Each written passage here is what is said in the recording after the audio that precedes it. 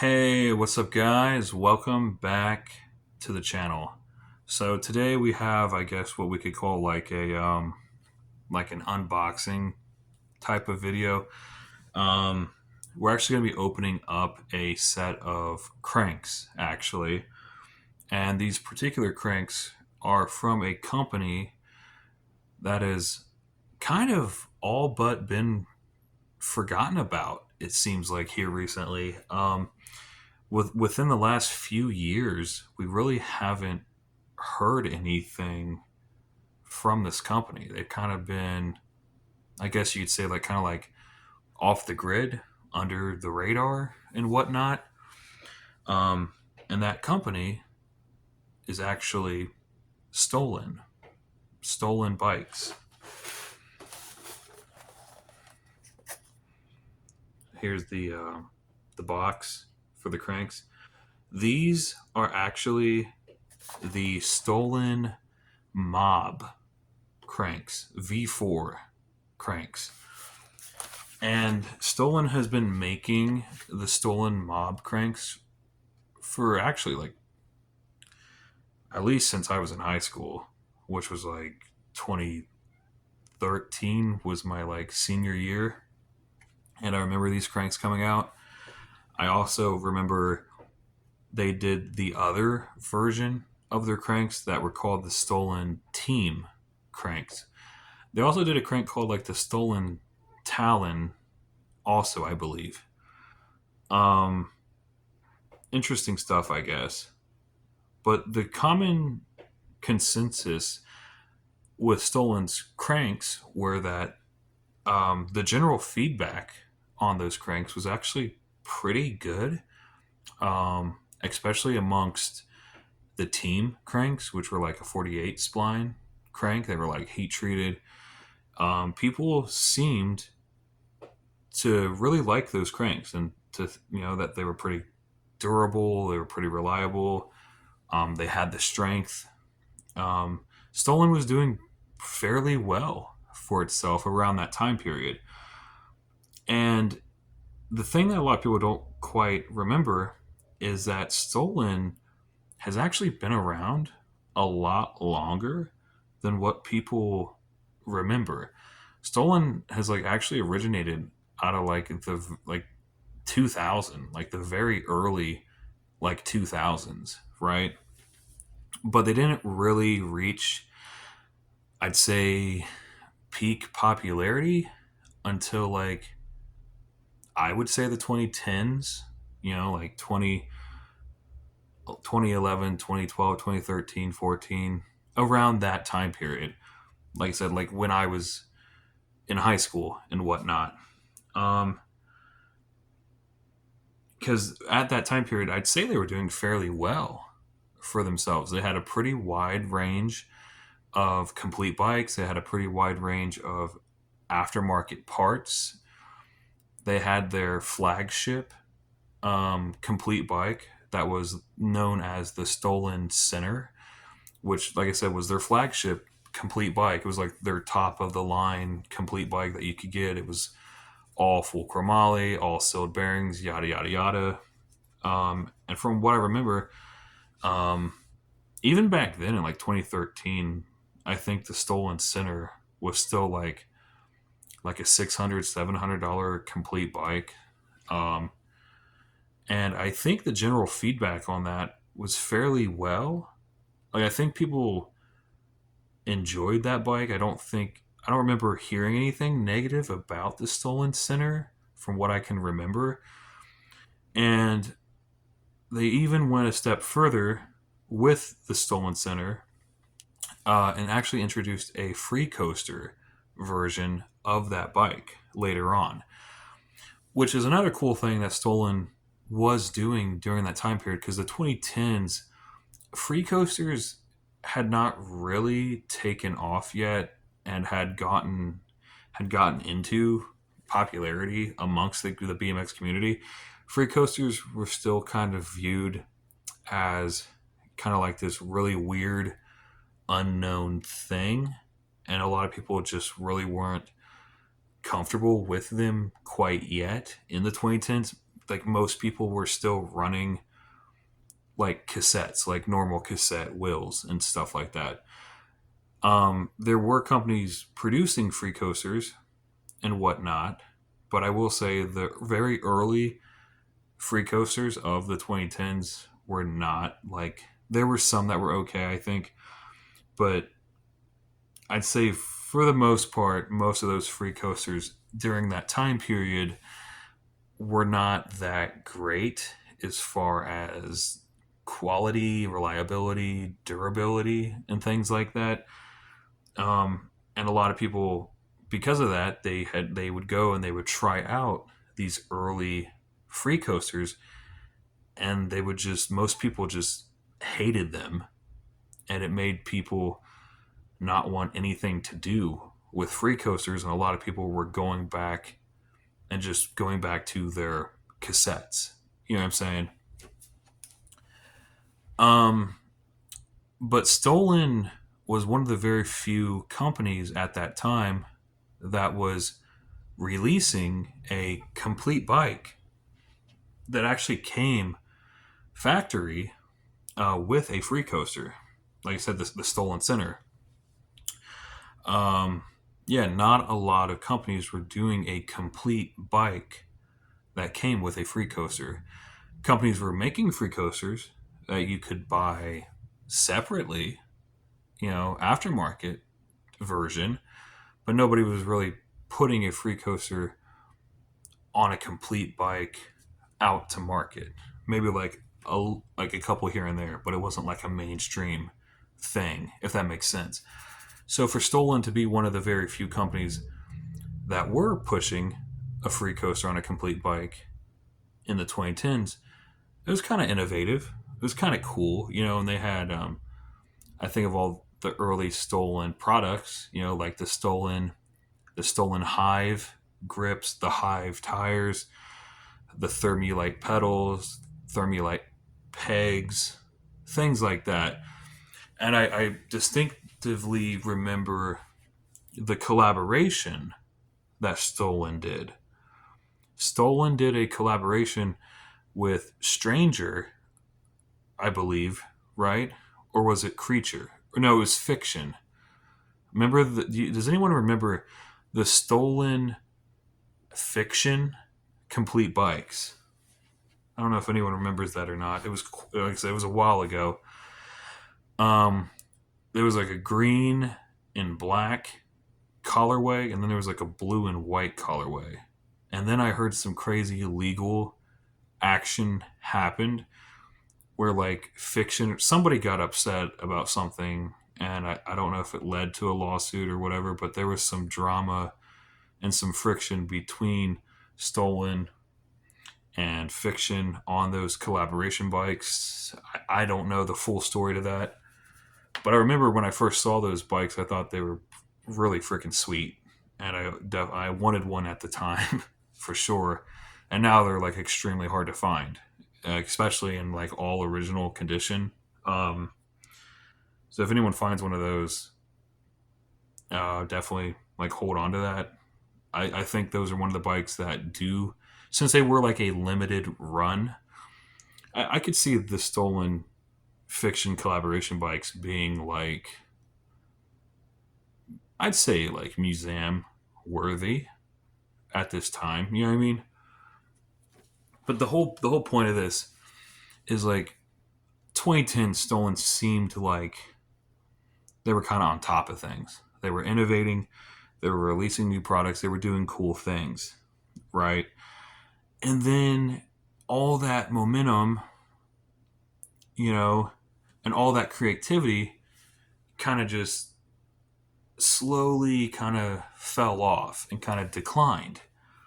And nobody's really heard anything from Stolen in at least the last few years. You know what I'm saying? Like, I don't know. I'm not sure what they're up to these days. Um, we wish them well, obviously. Like, we want them to, because they're a staple in BMX. They made some cool products, you know? Um, we want them to do well. We want them to come back. And release some cool new products like they did in the 2010s.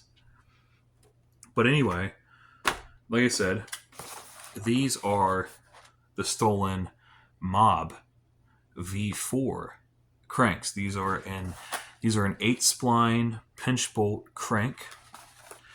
They are a 19 millimeter spindle. Like I said, 8 spline. And the cool thing about these cranks is they're actually left hand and right hand drive compatible, which is kind of cool. Obviously, you get full chromoly crank arms, full chromoly spindle. I believe they're even heat treated. These particular ones are 165 millimeters, so 165 millimeter crank arm length, and the whole thing behind that. I don't want to I've already kind of spent a little bit of time on Stolen's backstory, so I don't want to spend that much more time explaining why. But the thing is, the complete bike that I got recently, it came factory with 175s, which I have come after riding it for a while off and on. I've come to the conclusion that those cranks feel way too long and it feels way too awkward. Like the cranks are too big. You know what I'm saying? And I needed to make the change and transition down to shorter crank arms. And originally I was going to go to 170s, but then I thought going from a 175 to a 170 would be hardly any difference, if any, that you would actually feel or notice. So I thought that the jump down to a 165 would be more drastic of a change, that I would hopefully actually feel the difference with the 165s. And to tell you quite honestly, holding a 165 arm up beside of a 175, because we are talking millimeters, you know what I'm saying, not very much at all. But if you hold a 175 up to a 165, they're not that much shorter. So to be quite honest, I probably could have even went down to a 160 if I wanted to. But I'm going to try the 165s first, obviously, and see how these feel. Because I did a little bit of research, I did a little bit of homework on the 165s and stuff. I reached out on our Facebook page, on the Spence Bikes Facebook page. I reached out to a ton of riders who had all made the switch from 175s to 165s, and some of them even made the switch down to 160s. And all of those people, the general consensus with that was they all enjoyed the change. They all said that they were getting benefits from going down to a shorter crank arm. Jumping was better, balance was better, manuals supposedly are better for some people. I don't know. Like I said, this is just what people are telling me. Spinning and stuff like that, people think having your feet closer together on the cranks makes spinning easier, faster, jumping more controlled. These are just all the general things that I'm hearing from these people. And I know even Carl from Nowhere BMX, he's 6 foot, I believe, on a 21-inch top tube, and he is running 165s and says that he really enjoys the change as well, which that gave me a little bit more information to go on, because I myself am also at the 6 foot mark, and I'm also on a 21-inch top tube. And I was like, well, if Carl, who is similar height on a similar size frame, he went down to 165s, I feel and he's saying that he's noticed a lot of benefits and that he thinks it's more comfortable, as do all the other people that I've talked to and reached out to. And I was like, well, I feel then I should probably also hopefully enjoy the change as well. At least that's the whole story behind this whole thing. Because I will tell you for a fact, riding the bike in its current form with the 175s, it's weird. It's awkward. It's uncomfortable. Like, I can even feel myself that the cranks are too long. So I definitely needed a change. And the reason I went with a pinch bolt 8 spline crank over a 48 spline crank was all the basic knowledge that's out there. You know what I mean? A pinch bolt crank is a lot easier to take on and off, to maintain for maintenance, from a mechanical standpoint, versus a 48 spline. They can be a bit of a pain. You often have to have like a press to press them on. Then you have to have like a pulling tool to remove the arm from the spindle. And sometimes they just completely just get stuck to the point where like you'll have like a very difficult time even trying to remove an arm from some of these 48 spline cranks, especially if they've been on there for a long amount of time. Like, some of these can be quite a nightmare to get off, which is never the case with a pinch bolt crank. Another thing, people will try to say that a 48 spline is stronger than an 8 spline crank. I've never really thought this to really be true of a statement, for the general fact that you can have, you have 48 spline cranks that have heat treated arms, heat treated spindles, but you also have pinch bolt 8 spline cranks as well that also have heat treated arms, heat treated spindles. So in that regard, it's like, if they're both heat treated chromoly, right? It's like, I'm going to take the more user friendly option. I'm going to take the pinch bolt cranks, obviously. You know what I mean? Because even the hardware, even the bolts on those cranks, they're chromoly bolts too. You know what I mean? So it's like, I don't think that any of those cranks are stronger than another one. I don't think a 48 is stronger than an 8. I don't think an 8 is stronger than a 48. I literally believe that it's probably just a design thing. It's just a design. You have a 48 spline design, you have an 8 spline design. As far as strength differences go, from all the information that I've looked into, that I've found from people, I just don't think there's enough proof or evidence to support that a 48 spline is stronger than an 8. And even if it is slightly stronger, I don't think it's so much of a huge percentage. I don't think it's like this crazy high percentage stronger than an 8. So if it's barely a difference, it's like, I'd rather have the pinch bolts. I'd rather have a crank that is easy for me to take off and on, to maintain, to swap out. You know what I'm saying? Plus, 8 spline cranks cost a lot less than a 48. You have 48 spline cranks that are, obviously, they're all pretty much going to be over the $100 mark, 150, 160. I've seen some cranks get into like the $200 mark and stuff like that.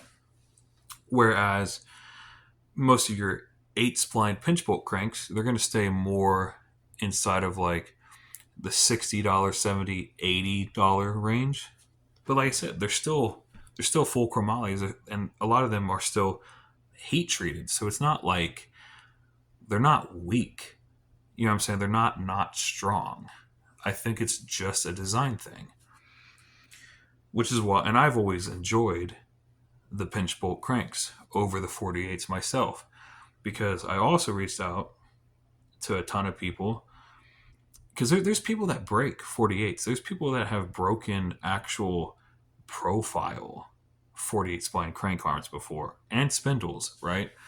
That's the whole reason why they sell replacement arms and replacement spindles, because people have broken them.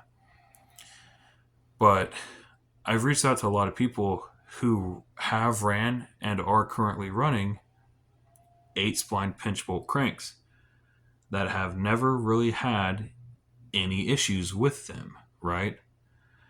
And I've seen some people hit some pretty big jumps and land on some pretty big drops on 8 splines and did not break them.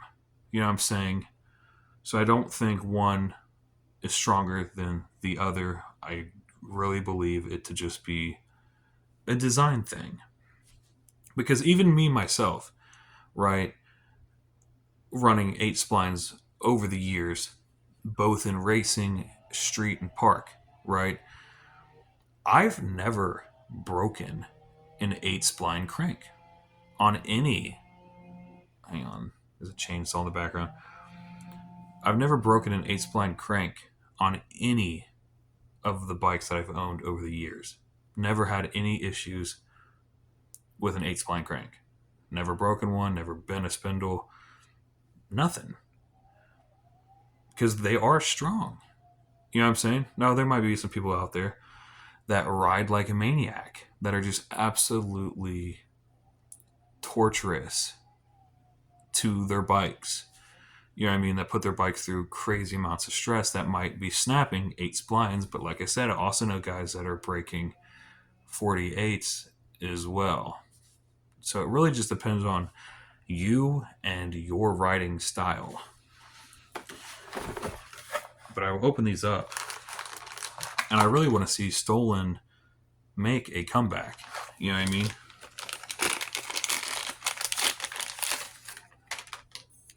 I'm going to go ahead and open both of these arms.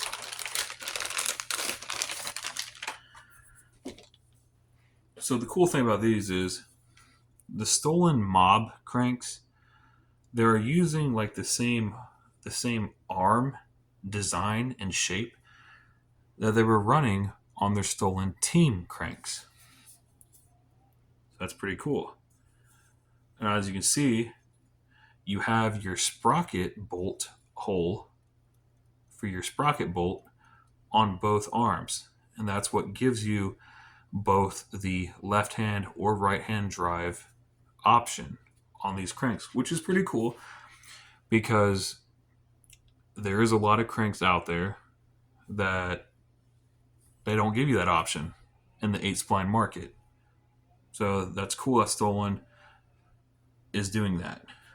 And again, you have these, the Stollen Bikes logo engraved into the side of the arm. Now, one thing that I'm doing, like I said, my current build, I'm building a 2021 Mongoose Legion L100 bike, and I already have a set of the Nowhere candy bars on my bike. That was one of the first. The bars are one of the first parts that I upgraded because the ones that came on the bike were just a little too short. They were like 875s. I felt that the 9.5s were a lot better for me, especially for my back. I'm not hunched over as much, yada, yada, yada. But I got those bars in purple.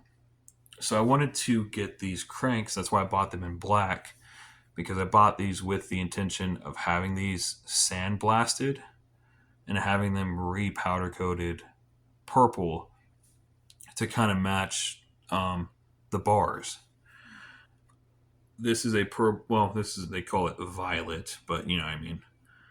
This is a collar card powder coat sample. The purple on this is what's known as Illusion Violet.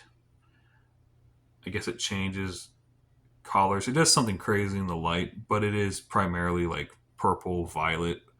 And it is a lot darker of a color than it appears on camera. But I held it up to the bars. It's close enough that I think that I'm going to go with it.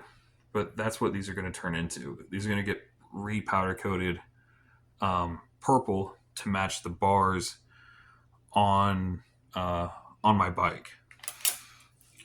Let's get the arms. Didn't mean to give you guys a history lesson or whatever on Stolen and everything. It kind of just turned into that. Got the spindle.